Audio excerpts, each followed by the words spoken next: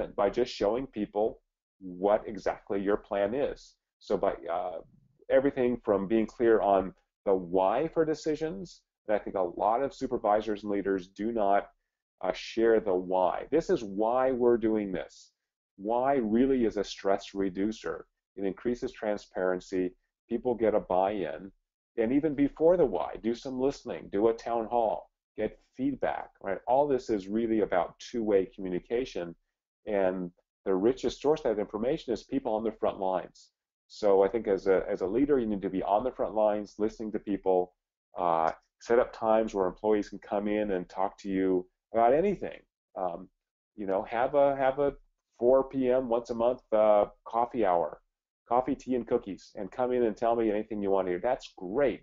You got to get that on the ground information. I'm sorry, you guys, I forgot to tell you that all these percentages are based on the research we've done in for-profits. So it tells you the explained variation of each of these factors to organizational trust. So in this case, openness explains 63% of organizational trust.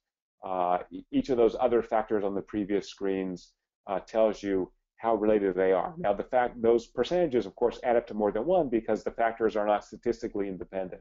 But this is the statistical relationship between variations in organizational trust and each of these individual factors. Why is that important? Two things. One is that it reminds you that this is based on science, so not sort of making up these factors. They're derived from the neuroscience experiments we run in the lab and in the field. And given that information, then we've gone back and used this O-factor tool we'll talk about in a couple minutes, this survey tool to assess trust and these 8 oxytocin factors to see how powerful each of these factors are.